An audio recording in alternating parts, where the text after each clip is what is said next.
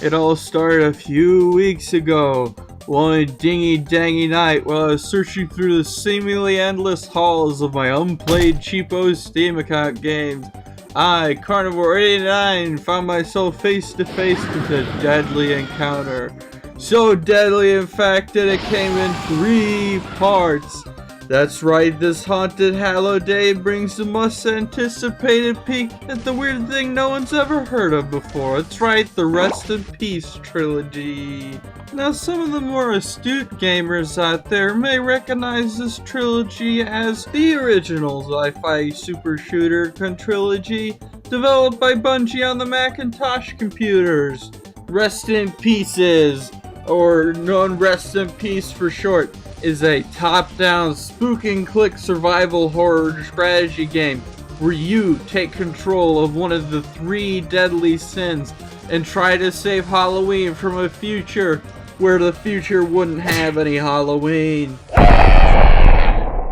As we delve into the depths of Halloween heck, we are treated to a beautiful title screen and the ability to choose between 3 scary as heck characters. This guy's death and this guy's rock and roll. His got a face even his mother can't love. We're gonna play as Halloween, of course, because I guess you can't guess.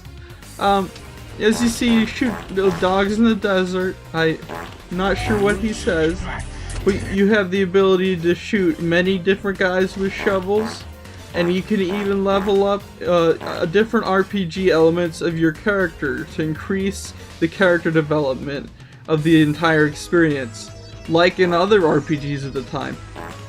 Okay, now let me just get this out of the way. If this game does not already look exciting as shit to you,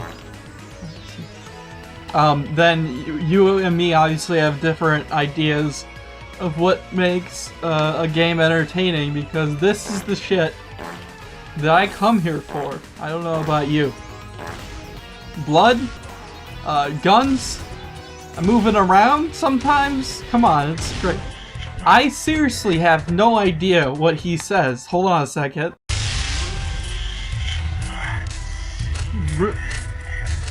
Respecia.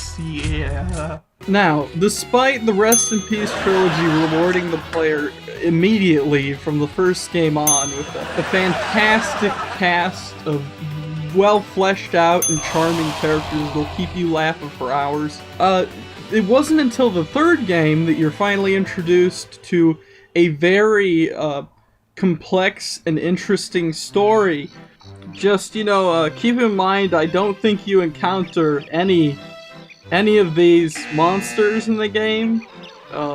Anyway, the story is really interesting. In the 3rd game, they introduced 3 new characters that are completely nondescript, which is exactly how I like it. And really, to be honest with you, I have no idea what else is happening with the story. As someone who's more into the lore would probably appreciate this more.